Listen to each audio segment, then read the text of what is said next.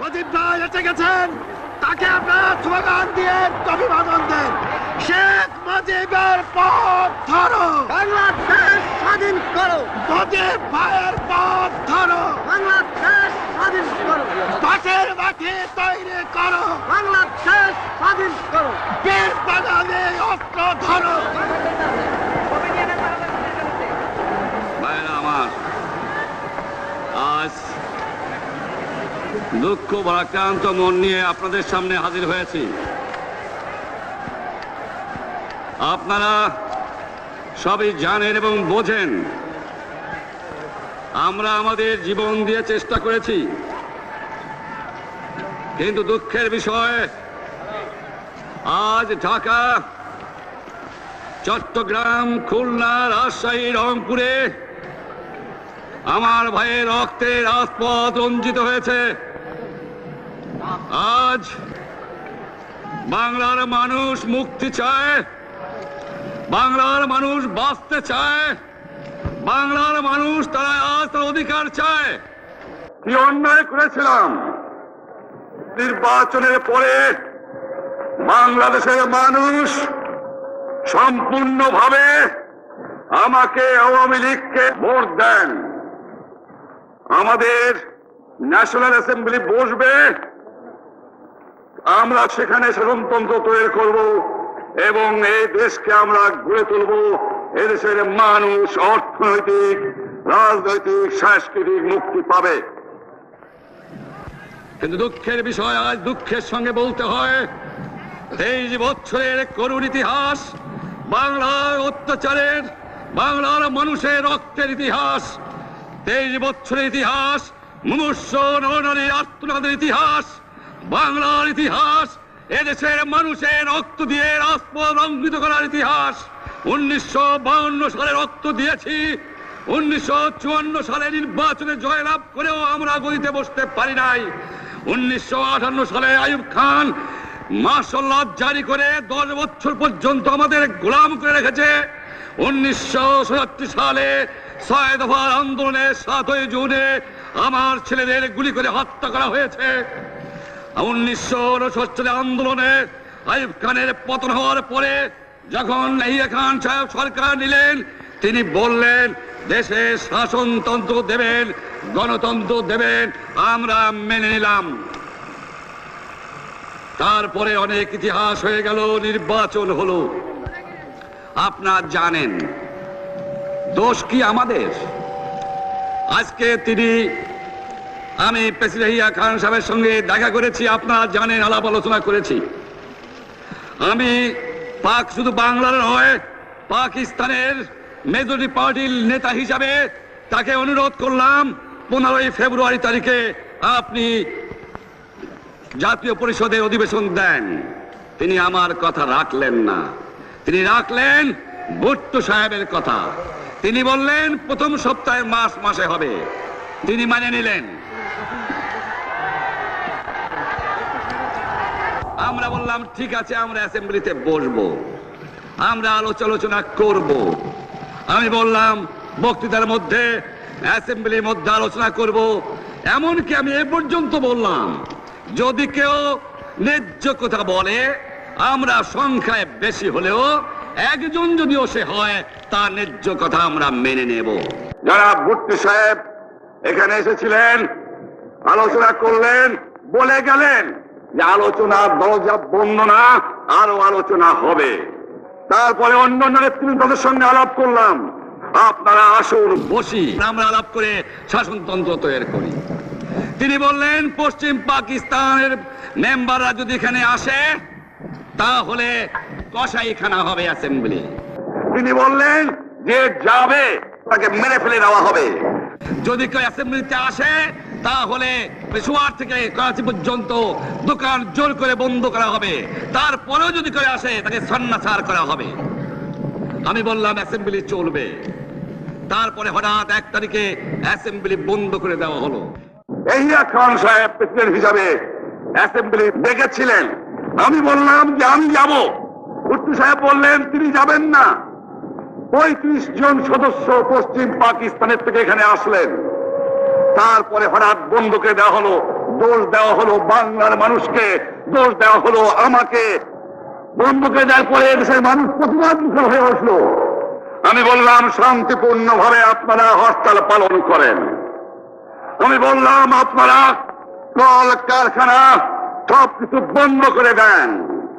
জনগণ সাড়া দিল, আপন ইচ্ছায় জনগণ রাস্তায় বেরিয়ে পড়ল। তারা শান্তিপূর্ণভাবে সংগ্রাম চালিয়ে যাওয়ার জন্য স্থির প্রতিজ্ঞাবদ্ধ হলো। কি পেলাম আমরা? আমার পয়সা দিয়ে অস্ত্র কিনেছি বহিঃশত্রু আক্রমণ থেকে দেশকে রক্ষা করার জন্য। আজ সেই অস্ত্র ব্যবহার হচ্ছে আমার দেশের গরিব দুঃখিনী অস্ত্র মানুষের বিরুদ্ধে। তার বুকের উপরে হচ্ছে গুলি। আমরা পাকিস্তানের সংখ্যাগুরু, আমরা বাঙালিরা যখনই ক্ষমতায় যাওয়ার চেষ্টা করেছি, যখনই এদেশের মালিক হবার চেষ্টা করেছি, তখনই তারা আমাদের উপর ঝাঁপিয়ে পড়েছেন। তারা আমাদের ভাই। আমি বলেছি তাদের কাছে এই কথা যে আপনারা কেন আপনার ভাইয়ের বুকে গুলি মারবেন? আপনাদের রাখা হয়েছে যদি বহিঃশত্রু আক্রমণ করে তার থেকে দেশকে রক্ষা করার জন্য। তারপরে উনি বললেন যে আমার নামে বলেছেন, আমি নাকি বলে স্বীকার করেছি যে 10 তারিখে রাউন্ড টেবল কনফারেন্স হবে। আমি উনাকে একথা বলে দেবার চাই, আমি তাকে তা বলি নাই। টেলিফোনে আমার সঙ্গে তার কথা হয়।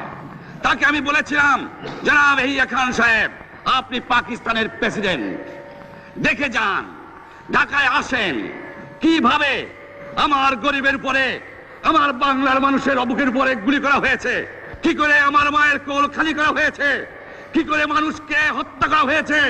আপনি আসুন, দেখুন, বিচার করুন, তারপরে আপনি ঠিক করুন। আমি এই কথা বলেছিলাম। আমি তো অনেক আগে বলেছি কিসের আসতেছি, তার সঙ্গে বসবো, যারা আমার মানুষের বুকে রক্ত নিয়েছে তাদের সঙ্গে বসবো।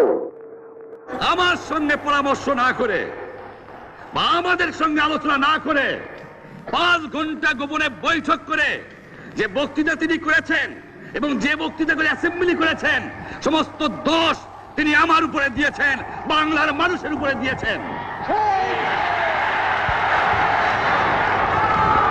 আমি পরিষ্কার মিটিংয়ে বলেছি যে এবারের সংগ্রাম আমার মুক্তির সংগ্রাম, এবারের সংগ্রাম স্বাধীনতার সংগ্রাম। আমার 25 তারিখে অ্যাসেম্বলি কল করেছে, রক্তের দাগ শুকায় নাই। আমি 10 তারিখে বলে দিয়েছি যে ওই শহীদের রক্তের উপর দিয়ে পাড়া দিয়ে আরটিসিতে মুজিবুর রহমান যোগদান করতে পারে না।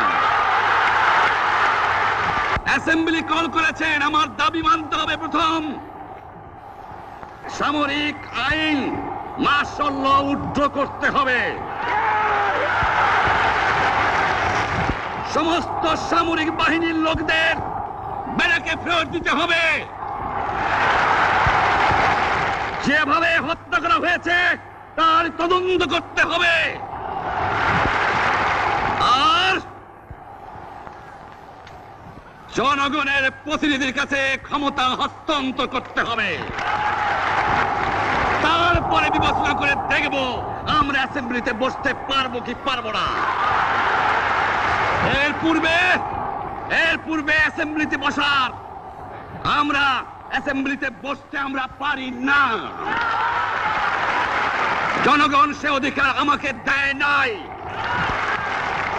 ভাইয়েরা আমার, তোমরা আমার উপর বিশ্বাস আছে?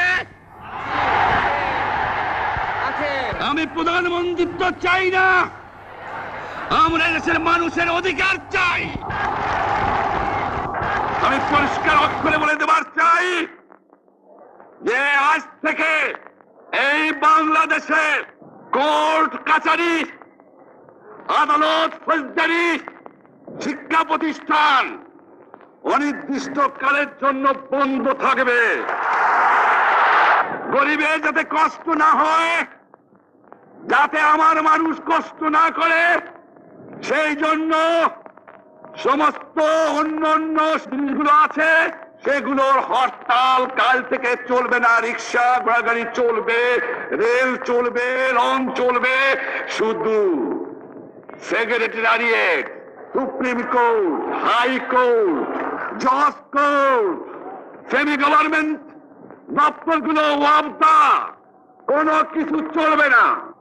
28 তারিখে কর্মচারীরা যে বেতন নিয়ে আসবেন, এরপরে যদি বেতন দেওয়া না হয়, আর যদি একটা গুলি চলে, আর যদি আমার লোকের উপর হত্যা করা হয়, তোমাদের উপর কাছে আমার অনুরোধ রইল, প্রত্যেক ঘরে ঘরে দুর্গ গড়ে তোলো। তোমাদের যা কিছু আছে তাই নিয়ে শত্রুর মোকাবেলা করতে হবে, এবং জীবনের তরে রাস্তাঘাট যা যা আছে সবকিছু আমি যদি হুকুম দেবার নাও পারি, তোমরা বন্ধ করে দেবে। আমরা ভাতে মারবো, আমরা পানিতে মারবো। তোমরা আমার ভাই, তোমরা বাড়াকে থাকো, কেউ তোমাদের কিছু বলবে না, কিন্তু আর আমার বুকের উপর গুলি চালাবার চেষ্টা করো না, ভালো হবে না। 7 কোটি মানুষকে তাবায় রাখতে পারবো না। আমরা যখন মরতে শিখেছি তখন কেউ আমাদের দবাতে পারবে না। আর যে সমস্ত লোক শহীদ হয়েছে, আঘাতপ্রাপ্ত হয়েছে, আমরা আওয়ামী লীগের থেকে যতদূর পারি তাদের সাহায্য করতে চেষ্টা করব। যারা পারেন আমার রিলিফ কমিটি সামান্য টাকা পয়সা পৌঁছিয়ে দেবেন। আর এই 7 দিন হরতালে যে সমস্ত শ্রমিক ভাইরা যোগদান করেছেন, প্রত্যেকটা শিল্পের মালিক তাদের বেতন পৌঁছায় দেবেন। সরকারি কর্মচারীদের বলি, আমি যা বলি তা মানতে হবে। যে পর্যন্ত আমার এই দেশের মুক্তি না হবে, খাজনা ট্যাক্স বন্ধ করে দেওয়া হলো, কেউ দেবে না। মনে রাখবেন, শত্রু বাহিনী ঢুকেছে, নিজেদের মধ্যে আত্মকলহ সৃষ্টি করবে, লুটতরাজ করবে। এই বাংলায় হিন্দু মুসলমান, বাঙালি নন বাঙালি যারা আছে তারা আমাদের ভাই, তাদের রক্ষার দায়িত্ব আপনাদের উপরে, আমাদের জন্য বদনাম না হয়। মনে রাখবেন, রেডিও টেলিভিশনের কর্মচারীরা যদি রেডিওতে আমাদের কথা না শোনে, তাহলে কোন বাঙালি রেডিও স্টেশনে যাবেন না। যদি টেলিভিশন আমাদের নিউজ না দেয়, কোন বাঙালি টেলিভিশনে যাবেন না। 2 ঘন্টা ব্যাংক খোলা থাকবে, যাতে মানুষ তাদের মায়নাপত্র নেবার পারে, কিন্তু পূর্ব বাংলার থেকে পশ্চিম পাকিস্তানে 1 পয়সা চালান হতে পারবে না। টেলিফোন টেলিগ্রাম আমাদের এই পূর্ব বাংলায় চলবে, এবং বিদেশের সঙ্গে নিউজ পাওয়া হলে আপনারা চালাবেন, কিন্তু যদি এই দেশের মানুষকে খতম করার চেষ্টা করা হয়, বাঙালিরা বুঝে শুনে কাজ করবেন। তবে অনুরোধ করছি, আপনারা আমাদের ভাই, আপনারা দেশকে একেবারে জাহান্নামে ধ্বংস করে দিয়েন না। জীবনে আর কোনোদিন আপনাদের মুখ দেখা দেখি হবে না। যদিও আমরা শান্তিপূর্ণভাবে আমাদের ফয়সালা করতে পারি, তাহলে অন্তপক্ষে ভাই ভাই হিসেবে বাস করার সম্ভাবনা আছে। সেই জন্য আপনাদের অনুরোধ করছি, আমার এই দেশে আপনারা মিলিটারি শাসন চালাবার চেষ্টা আর করবেন না। দ্বিতীয় কথা, প্রত্যেক গ্রামে, প্রত্যেক মহল্লায়, প্রত্যেক ইউনিয়নে, প্রত্যেক সাব ডিভিশনে আওয়ামী লীগের নেতৃত্বে সংগ্রাম পরিষদ গড়ে তোলো, এবং তোমাদের যা কিছু আছে তাই নিয়ে প্রস্তুত থাকো। মনে রাখবা, রক্ত যখন দিয়েছি, রক্ত আরো দেব, এই দেশের মানুষকে মুক্ত করে ছাড়বো ইনশাআল্লাহ। এবারে সংগ্রাম আমাদের মুক্তির সংগ্রাম, এবারে সংগ্রাম স্বাধীনতার সংগ্রাম। জয় বাংলা।